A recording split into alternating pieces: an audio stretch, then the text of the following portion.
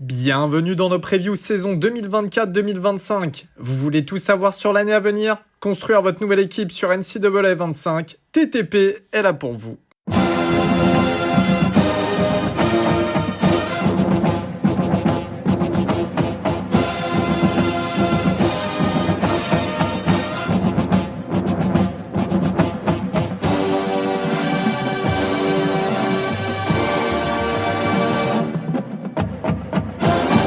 Bonjour à tous et bienvenue dans ce nouvel épisode preview de The Trick Play. Épisode aujourd'hui sur l'ACC. On va du côté du nord-est des États-Unis puis dans le sud. Dans un premier temps, Syracuse, les Orange, et ensuite, on va chez les Yellow Jackets de Georgia Tech du côté d'Atlanta, en Géorgie. Donc, alors, allons du côté de Syracuse directement. Syracuse, pour vous situer un petit peu le chemin, c'est dans le nord de l'État de New York, c'est pas très loin de la frontière canadienne. C'est une belle région avec les grands lacs, là, un petit peu en longueur, qu'on appelle les Finger Lakes, etc. Je vous la conseille vraiment, c'est assez cool. Un petit peu une ville au milieu de nulle part. Évidemment, le dôme qui abrite l'équipe de football et aussi l'équipe de basket, dû aux conditions climatiques. C'est un dôme qui accueille le football. Voilà, c'est une équipe qui a eu des difficultés là, ces dernières années, Syracuse, mais qui est bien remontée l'année dernière. Et oui, parce qu'il y a eu un bowl à la clé. Alors, 6 victoires pour cette défaite, le bilan reste négatif, dont 2 victoires pour 6 défaites en conférence. Des victoires face à Colgate, oui, oui, ça existe en fac, Western Michigan, Purdue, Army, donc c'est un démarrage de saison en 4-0. Ensuite, Pittsburgh et Wake Forest. Des défaites face à Clemson, North Carolina, 14e à l'A People, et Florida State, 4e à l'A People, Virginia Tech, Boston College et Georgia Tech, dont on va parler juste après. Défaite au Boca Raton Bowl du côté de la Floride face à South Florida, excusez-moi, 45-0. Et donc, défaite ultra moche, ultra décevante. Mais il s'était passé des choses entre-temps du côté de Syracuse parce que oui, Dino Babers, le head coach, a été viré au bout de 7 ans avant la dernière journée. C'est pour ça, bref, c'était un peu une équipe en lambeaux qui était arrivée du côté de Boca Raton. Plus de Dino Babers, ça y est, je vais arrêter de rager sur lui parce que pendant longtemps j'ai ragé sur lui. Il est devenu offensive coordinateur d'Arizona, cependant. Voilà, Arizona, il s'est passé aussi quelques petites choses au niveau du coaching staff pendant la off-season. On vous en parlera lors de la preview. Fran Brown, qui passe head coach. Pour ceux qui ne le connaissent pas, c'est un coach qui a beaucoup travaillé dans le Nord-Est, qui vient du New Jersey, donc mitoyen l'État de New York, il connaît extrêmement bien les régions et c'est l'ancien DB coach de Georgia. C'était un des meilleurs recruteurs, une méga star du recrutement même. Il a fait signer 25 joueurs 4 étoiles et 4 joueurs 5 étoiles dans sa jeune carrière. Tout ça, c'était assez récent. Donc voilà, énorme perte de 1 pour Georgia en tant que coach de position, mais en plus de ça, en tant que recruteur. Et il a prouvé justement, là, en quelques mois, il a prouvé que sa réputation ne tenait pas à rien. Vous allez en entendre parler juste après. Jeff Nixon, l'offensive coordinateur, arrive avec une énorme expérience, notamment en NFL. Il est passé par les Dolphins, il était running back coach et head coach assistant des Panthers, running back coach des Giants l'année dernière avec un bon Saquon Barkley, par exemple. Voilà. Pour le poste de defensive coordinateur, c'est Elijah Robinson qui s'en charge, qui était le coach D-line de Texas A&M et intérim head coach après le départ de Jeff Fisher là, en fin de saison avant que Mike Elko soit nommé head coach. Et puis lui aussi, alors lui c'est pareil, c'est comme Brown, il est originaire du New Jersey, il a passé beaucoup de temps d'ailleurs dans le nord-est, à Penn State et à Temple. Alors déjà il a travaillé avec Fran Brown là-bas, parce que Fran Brown aussi est passé par l'étape Temple. Temple c'est une université à Philadelphie, donc c'est vraiment le nord-est, voilà. Il y a souvent en plus des bons joueurs qui sortent de cette fac, malgré que ce soit un petit programme. Donc, ce sont des mecs qui connaissent le terrain, parce que le terrain, pour recruter des joueurs du côté du nord de l'État de New York, leur faire vouloir vivre dans un État dans une région qui est quand même connue pour être assez froide et tout, c'est pas évident. Et cependant, ça fonctionne quand même plutôt bien pour l'instant. C'est la 37e meilleure classe lycéenne du pays pour 23 joueurs lycéens qui arrivent, 2 joueurs 4 étoiles notamment, avec un énorme recrutement dans le New Jersey, justement. C'est pour ça que j'insistais sur le New Jersey. Il y a toujours quelques bons joueurs là-bas. Souvent, c'est les gros programmes de Big Ten qui les récupèrent. Rutgers, de temps en temps, passe une tête parce que c'est son état, mais bon, voilà. Et puis Syracuse, là, commence à en profiter, hein, en connaissant le terrain. Et au niveau de la classe de transfert, c'est la 25e classe du pays pour 19 transferts, donc ça, c'est très bien. Il y a un ancien 5 étoiles, c'est une surprise, je vous le dis pas tout de suite. Et il y a 5 anciens joueurs 4 étoiles, et pareil, encore une fois, on se retrouve avec pas mal de joueurs qui viennent du New Jersey. Vraiment, la région, voilà. Il n'y a pas le fils de Tony Soprano, mais bon, Anthony Soprano, on y serait presque. Au niveau de l'attaque, Garrett Schrader, le quarterback que vous connaissez tous, ancien de Mississippi State notamment, a terminé sa carrière universitaire. D'ailleurs, il n'a pas trouvé d'équipe en NFL, même pour un camp ou quoi. C'est dur. C'est dommage pour la plus belle barbe du college football. Et bien, Fran Brown a offert un cadeau assez inattendu, en retour pour les fans, parce que c'est une arrivée. Pour moi, l'arrivée, elle est énorme en fait. Je m'y attendais tellement pas. Kyle McCord, l'ancien 5 étoiles de 2021, mais surtout, quarterback titulaire d'Ohio State la saison dernière. Et oui, c'est McCord qui arrive du côté de Syracuse. Alors vous allez me dire, est-ce que McCord ne pourrait pas prétendre à mieux? Et d'ailleurs, moi, je comprends toujours pas trop pourquoi il a été poussé vers la sortie quand tu vois un petit peu comment ça s'est passé derrière pour récupérer un quarterback du côté de Columbus. Mais bon, bref, ça, c'est autre chose. Mike Cord, c'est quand même juste exceptionnel de le récupérer à Syracuse. Voilà, j'utilise ce mot exceptionnel. 3200 yards, 24 touchdowns à la passe et 6 interceptions. Un joueur est bien évidemment originaire de Pennsylvanie. Il vient de, j'ai perdu le nom du lycée, mais c'est un top lycée à Philadelphie qui à chaque fois sort des très grosses recrues. Et bref, voilà. Encore une fois, on est sur un mec qui vient du nord-est des États-Unis. On reste toujours dans la zone. Très, très bien. Très, très, très bien pour Syracuse. Pour les receveurs, eh bien, on a les arrivées sur le portail de Zidanes qui arrive de Georgia, qui est un 4 étoiles top 200 de l'année dernière, 2023. Donc, pareil, très gros recrutement. Et en plus de ça, c'est un joueur qui est à Georgia, qui connaît Brown de là-bas, mais qui vient aussi de Pennsylvanie. On y retourne. Et puis, on a également le senior Jackson Mix qui lui aussi arrive de Georgia. Donc, Brown qui récupère des mecs qu'il connaît. Ça, c'est cool. On a le retour du tight end Rondé Gadsden qui était sorti. Qui avait sorti une saison à 970 yards et 6 touchdowns en 2022 avant d'avoir une saison blanche pour blessure l'année dernière. Mais s'il retrouve son niveau, ça peut être que excellent. Je me rappelle d'avoir parlé de lui dans la preview il y a un an. Pour la O-line, Dale Williams, eh bien, c'est le nouveau coach OL. Et puis, il a été coach O-line du côté de Purdue. Il a été offensive quality control du côté de Louisville. Il a plus de 25 ans d'expérience. On voit qu'il s'est entouré de mecs assez expérimentés, Frank Brown. Il a récupéré quelques transferts. Il y a un jeune intérieur O-line de Georgia. Voilà. C'est une O-line qui semble assez expérimentée. Je ne vais pas vous sortir des noms inutiles. Pour le poste running back, on a Lee Kent Allen qui est de retour après une saison sophomore à 1070 yards et 9 touchdowns. Donc, c'est bien. C'est même très bien. Et la défense de Syracuse, eh bien, encore une fois, on y revient. Énorme coup sur le portail avec l'arrivée du defensive end Fadil Diggs. Et oui, 4 étoiles, 7e meilleur edge du portail, Texas A&M, 7 sacs, 3 fumbles forcés et 2 passes défendues en 2 ans. Ça va faire beaucoup, beaucoup, beaucoup de bien pour les Orange. Il rejoint en plus son ancien D-line coach. Vous le savez très bien, je vous en ai parlé juste avant, Elijah Robinson, donc qui était coach de position de Fadil Diggs du côté du Texas. De l'autre côté, on aura Isaiah Hastings qui arrive d'Alabama, qui était un 4 étoiles de 2022, le 23e meilleur D-line du portail. On a également l'arrivée d'un defensive tackle titulaire de New Mexico State. New Mexico State, je le répète, qui sort d'une bonne saison.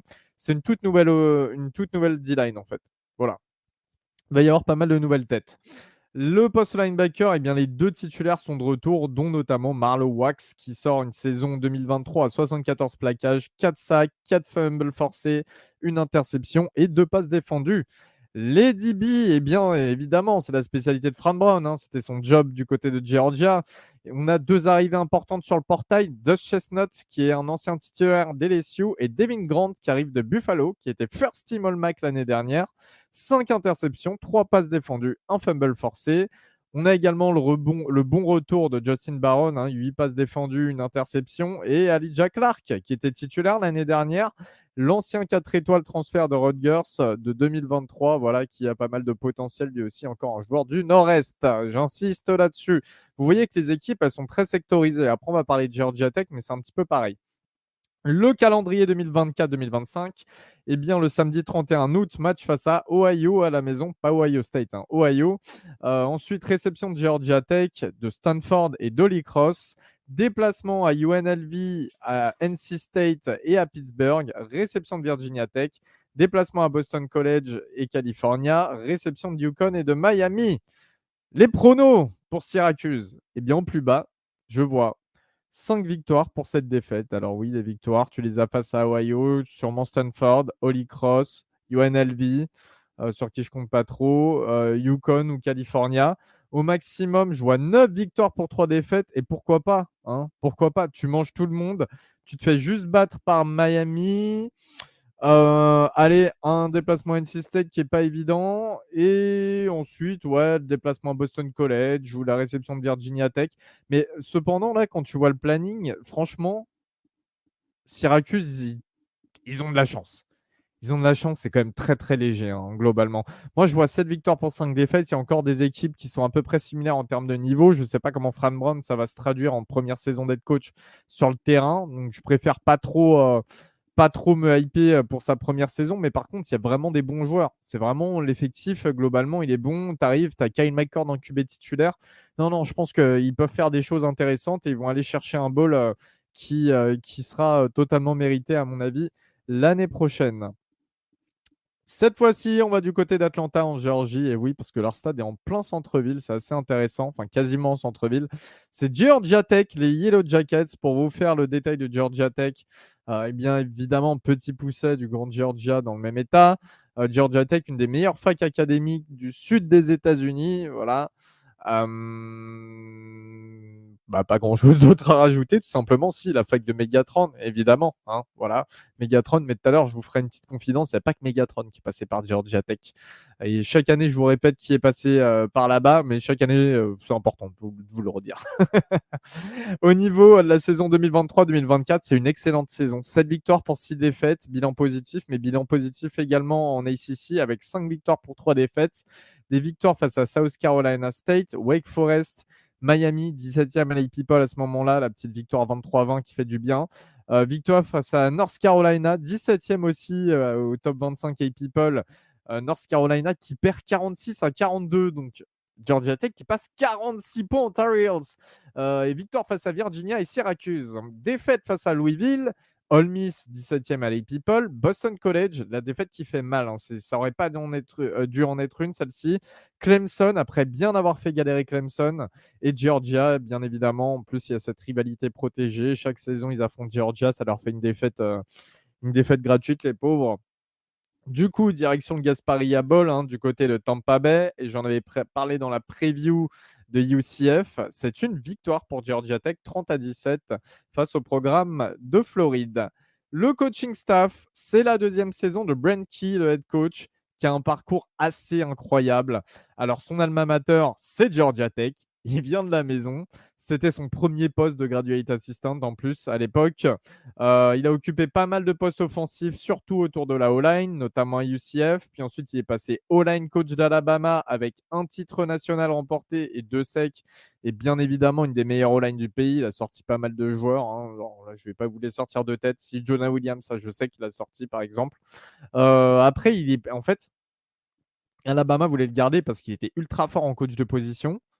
Et le mec, franchement, qu'est-ce que j'adore ce genre d'histoire. Et ben, il décide de partir pour exactement le même poste à Georgia Tech parce que c'est sa fac, c'est son alma mater. Et il veut faire monter sa fac. Et ça, c'est beau. Alors que le mec, il a quand même, en tant que coach online, un des plus beaux jobs du pays de base. Et non, il le quitte par amour pour sa fac. Il est nommé intérim head coach en 2022. Et en plus de, évidemment, voilà, les joueurs, ils ont voulu le garder en head coach. Ça a bien fonctionné lors de son passage en intérim. Le board qui tente de le garder en tant que head coach pour voir ce que ça peut donner si sur le long terme ça fonctionne. Et ben ça a fonctionné avec cette belle saison. Donc, il garde la même paire de coordinateurs offensifs d'ailleurs.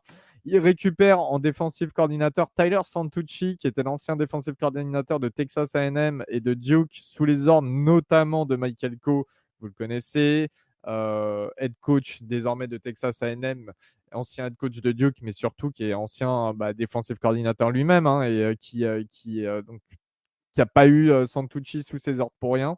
Donc c'est bien d'avoir un defensive coordinator qui tombe de l'arbre Mike Elko. Au niveau des commits, c'est la 33e meilleure classe pour 11 joueurs seulement.